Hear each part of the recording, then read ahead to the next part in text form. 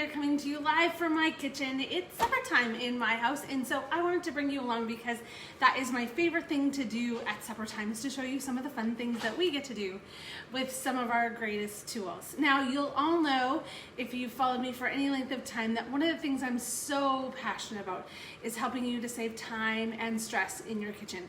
And so today we're talking about the grill and griddle, and y'all, I love this. It has saved me so much time and so much stress. So tonight we are having Souvlaki pork chops. So super fancy. You can see that by the plastic container. I bought these at Costco. I love these, already marinated. They are perfect for all things grilling, and they are one of our favorite things. I serve them whole. We slice them like a roast sometimes when they're really big. We even dice them up into cubes, and we put them on skewers with some peppers and onions, and we just love to eat them. And so tonight, one of my favorite places, though, we've decided we really love the way the grill and griddle cooks them. And so I wanted to bring you along and show you that tonight. So I've already preheated it. So I'll show you after I've got them in, because it takes a couple of minutes. I've already preheated it, so I'm going to open it up, and I am going to put them on the grill. You always want whatever meat that you're putting on to sizzle when you put it on a grill. That sizzling sound tells you that it is sealing those juices in, which is exactly what you want to do. Now you can see that my lid can come a little bit free, which is exactly what I want it to do, so that it can sit flat on those pork chops. I'm going to hit add. So the beautiful thing about, well, I think it must be my favorite feature on the grill and griddle, because I don't know about you, you can post yes in the comments or no if this isn't you, but I've met very few people that this is a no. Do you find cooking meat stressful? I find so many people find cooking meat stressful. It's either undercooked or overcooked, or they don't know how to cook it. And so that is the beauty of the probe feature. Okay, so let me show you. I'm just gonna flip this around. I hope you can see it there. So I have just pushed, you push probe, and then you tell it what temperature. I don't think, yeah, maybe you can see here. You push probe, and then you tell it what temperature you want the grill to be at. Now, as a rule of thumb, when I'm cooking pork, I always turn the grill down. Pork is a meat that can tend to be a little bit tougher because it's often quite lean, especially in these pork chops. I don't know if you looked at the pork chop, you probably couldn't see it. But it was quite lean. And so a meat that doesn't have marbling in it is going to be by nature a little bit tougher. So you want to cook that a little slower.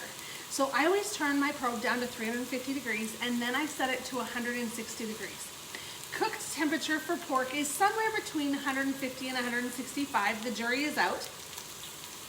But we around here like ours cooked. So I always like my pork to come in at about 165. So I set my probe to 160. And that allows it time to rest when it comes out, because it will come up to temperature, those last 5 degrees, and it will still maintain all of that moist juiciness. Now, the beauty of cooking with this versus the grill and griddle, oh, I should have told you, this is going to take about 4 minutes probably. So the beauty of cooking with this versus, say, the grill pan on the stove or the barbecue. Well, let's start with the barbecue, because the barbecue just burns and dries. I mean, maybe it's just me, but we're just not barbecuers, because we've learned we can produce better food faster inside. So barbecues often dry out food, or they burn food, or they take forever to warm up, or you get halfway through and you run out of propane, right? Or it's the winter time and you don't want to do it. That's just the barbecue.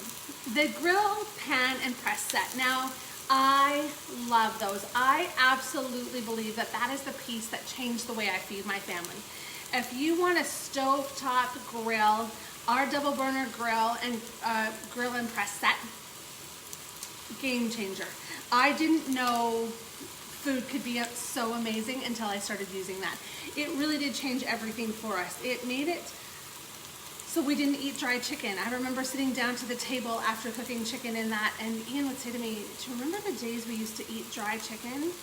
Yeah, yes, dear, I do, actually. Like we did when we baked it in the oven or cooked it in a skillet. We didn't eat a lot of chicken until we got the grill pan. And I still believe it's such a cornerstone piece. But it has one downside, that the grill and griddle kind of gives it a little shove. and that is the dishwasher. Now the new grill pan can go in the dishwasher, but its presses can't. And if I have to choose between this, whose grill plates when I'm done here are gonna pop right out and go straight in the dishwasher, and one that I have to make sure someone around here washes, I'm probably gonna pick this friend. So this is at 90 degrees. So it's gonna climb fast. I wanna just pop it up so you can see. Oh, those are beautiful grill marks on it. Okay, so it's at 90 degrees already. It comes up so fast. Okay, so a couple of things about the grill and griddle while this is cooking. You're gonna cook with me here because it's so fast you won't even believe it. You can actually do a couple of really fun things with this. You can pop the plates flat, and you can put different plates on each side. So the other day I had pancakes and bacon. So we did the grill plate on one side and the griddle plate with the pancakes on the other side. If you want to cook a large batch of pancakes or French toast, that kind of thing, you can lay out both with the griddle plates. I always preheat it closed and then flip it out so that it's heated and well adjusted. Now the other thing is that this is a really fun one. So just like I said that we like to do pork and things inside on our grill, we've actually kind of gotten used to doing burgers inside. But the only miss with a burger is that you can't melt the cheese, which is kind of the best part, I think. I also like melting the cheese on my open face, say like chicken and brie sandwich. Does anybody else make those? Oh, those are so good. Maybe that's for another day, another video. But the really fun thing about that is that you can cook both of those meats. So you can cook the chicken, or you can cook the burger, or you can even cook a pizza crust. And then after they're done, you can take the lid, you can open the lid up, and then you can actually, there's a little lever on this side, you can sort of see me wiggling it, that you can hover the lid over top to melt the cheese, but not have the lid touch the cheese. Such a huge win. So there's so many things. Okay, so we are at 117 degrees. So can we talk about time? So this is gonna take us maybe, because I turned it down, it's maybe gonna take us, it climbs fast near the end. It's maybe gonna take us 6 minutes to grill a pork chop. I'm gonna let that sink in for a second. It took me about 5 minutes to warm up the grill. It would have taken me 15 minutes to warm up my oven, and then I would not have done this pork chop for any less than 20 or 25 in my oven, right? It just wouldn't have, because it would have been leather. And it also would have taken probably 10 minutes to warm up my barbecue. So this is a big win, but the biggest win about it is that I'm not babysitting it, okay? So I'm talking to you and I'm playing with the machine, but I could be making the rest of my dinner. So I have rice that's been cooked in the microwave, so that's all done, and we've got veggies that are in the oven, so I did run my oven. I could totally have grilled some asparagus or something like that on the grill, but we like it baked in the enamel cast iron, so that's what we've got tonight. But all of those things can go on around me, and my grill and griddle can do its thing, because here's the fun thing about the probe. When this reaches 160 degrees, the machine will turn off. There is no possible way that I can overcook this meat if I have set the temperature right. How fun is that? Now, I don't know if your houses are like mine. Often our house, especially if it's chicken only takes about 3 or 4 minutes. And sometimes I get ahead of myself and I start supper at like 4:35, which sounds so silly to say. But we eat at 5 almost every day. My boys go to the gym, and so they leave the house, and so we try to eat between 5 and 5:10 every single day. But some days I get ahead of myself, and that's the funniest thing, is that when you learn how to cook with less stress and understand how you can do this with less time, there's rarely a day I start supper before 4:45. And I just said we eat supper at 5. It's craziness. But because I know this will turn itself off, I can go do all the other things. But where I was going with that is some days when I get ahead of myself, I always have one of our insulated serving bowls ready to go. So I always have them. I usually have some hot water in it, so it's preheated. And this thing is amazing. So the other day I made a hot dip, and it stayed hot for like an hour and a half. And so these pork chops will stay hot in here resting. So all meat you want to rest, right? You get it cooked. Steaks, roasts, pork chops, even chicken you can rest.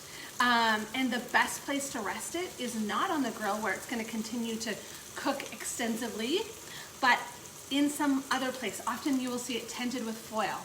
And so where I am going to choose to rest my meat is in my insulated pot, because if I have this done ahead of time, it is going to stay warm and it is going to stay resting for at least an hour and a half. Now we won't need it that long, but how crazy is that? All right, I'm gonna grab myself a set of tongs. Always an extra set of tongs floating around. All right, we're at 152. 152. In this whole time that I've jibber jabbered at you, that's all it's taken to cook these pork chops. Oh, and they're beautiful. They're beautiful. Sometimes I call these pork roasts because sometimes when we get these, they are like a big, thick hunks of meat, but they are so moist and they are so juicy. And 154, it will just turn itself off. So I think, from my perspective, if I think about an appliance, this is one of the things that my hosts will often choose as their half price item. It's high on the half price item or the 60% off list. It's $179 when it's 60% off. And I think about how many things we have purchased for the yard or the garage or for another tool to do one job that costs more than that. This is a tool I literally use 1 to 2 times, sometimes 3 times every single day. So investing $179 in it is a no-brainer. And I was thinking about this the other day. Oh, look, it turned itself off. All done. I was thinking about the other day, I had a friend say that she was gonna think about hosting a party. She was gonna ask her husband, and I'm like, oh yeah, husbands never bat an eye about spending money on a tool to do their job better. So why do we hesitate on a tool that helps us to do our job better in the kitchen? And I know for me, Ian pulls this thing out off as much as I do. My Mother's Day brunch, he had it out with the kids. Look at these pork chops. Aren't they beautiful? Beautifully grilled on both sides. So I'm just gonna take those off and rest them in there. All right, perfectly. And then once this cools, it's just gonna sit here, and as soon as it's cool, I will take those plates off and I will pop them into my dishwasher, giving me less time in my dish pit, and of course less stress because I don't worry about my meat being not cooked or overcooked. So that's all I have for you today. I'm sure we will talk again very soon. Bye for now.